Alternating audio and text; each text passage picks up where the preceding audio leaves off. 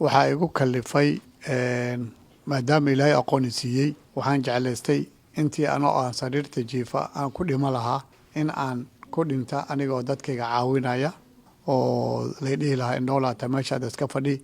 in aan cilmigayga ilaahay siiyey oo ummadda ugu deeqa. waa cabduqaadir maxamed aadan oo loo yaqaano macallin xiito waxa uu ka mid ahaa macallimiintii Soomaaliya dagaalada sokeeye ka hor waxa uu muddo ku noolaa Minnesota oo si mutatawacnimo ah dhalinta ku bari jiray maadada xisaabta isagoo soo saaray jiilal kala duwan oo qaarkood ay ku aflaxeen waxbarashada sare sanado badan oo dhowra uu badqabay wuxuuna ku socday indhihiisa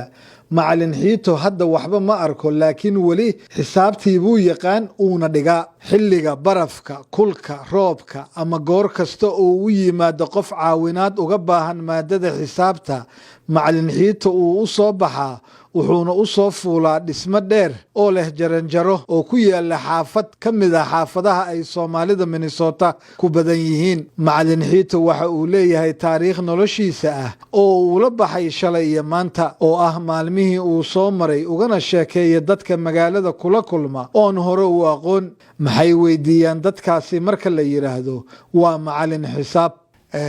inta badan dadka waxay weydiiyaan maxaa la yiraahdaa dadka qaarkood waxay weydiiyaan waa indha la adayse wax u dhigtaa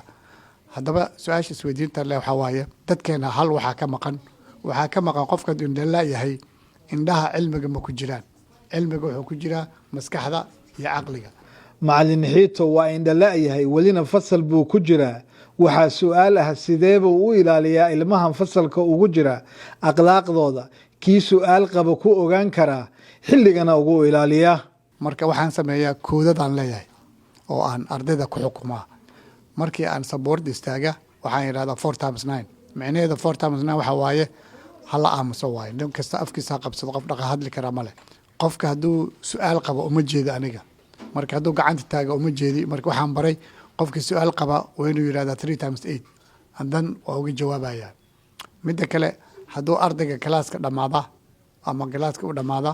ma yidhahda galaaska waa dhammaaday waxaan ku heshiinay code la yiraahdaa 6x8 a minus 1 you change it a equal 1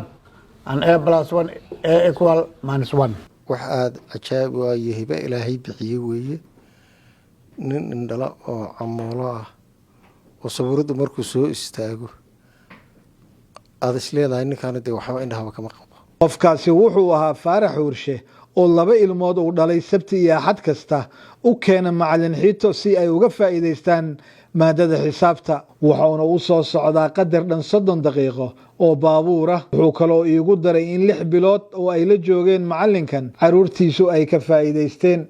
way hooseeyeen labadeeda wiil maadooyinkii dhiida ah markaan halka keenayay muddo ugu hooseysa B+ weeye hadda iskuulka markaan tago aan alaysha gradeekooda runtii marka uu indhihii wuu beelay ilaahay amarkiis laakiin macallin xiito qalbigiisu aad buu u qoyan yahay weli waa run macallin xiito indhaha uu beelay laakiin qalbigiisa qoyan qofka sidaa yiri waa dhakhtar saxarle jaamac oo Minnesota ka ah dhakhtarada ilkaha wuxuu macallin ugu ahaa Soomaaliya iyada iyo anigaba dhakhtar saxarle waxay weli xusuusataa qaabkii uu ardayda ugu dhigi jiray marka macallin xiito habku u dhigi jiray waxay ahayd hab dacmo ama qofkii aan ku fiicnayn ama aan jeclaysanayn uu u jilcin jiray oo wixii maaragtay u fududaanayaan waxaasna qaabkaas wax loo dhigo qof walba ma sameyn karo runtii laakiin waxaan aaminsanahay macallin xiito waa wuxuu ilaahay maaragtay qofkan u sameeyo inuu dadka maaragtay wax u dhigo qof walba wixii ku adag yihiin uu jilcin karo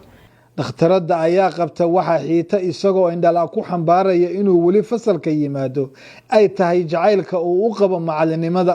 macallin lama oran karo macallimiin badan baa jira macallimiin isku sheegay laakiin yimaado wax dhiga ka baxa isagoo laakiin ciyaalka uu ka warhaya reeruhu uu ka warhaya ilaa hadda indhihi baa laakiin wuxuu u hayaa jacaylkiiba hayaa waxaasoo kale wax maaragtay waa xagga ilaahay macallin xiito waxa uu ku faraxsan yahay in xilligan uu maanta u bixiyay uu nasiib u helay inuu naftiisa wax barto fasalna uu ku noqdo laftigeyga iskuul aada oo waxaan qaataa kalaasada la yiraahdo braille dadka dowlayaasha afarta ee bartaan oo kale waa bartay computerkaan bartay sida emailada loo diraa marka aniga laftigeyga hadda waxaan isku diyaarinayaa inaan dib iskuul ugu noqdo marka shalay iyo maanta waa ka farax baransanahay kana caafimaad fiican alxamdulilah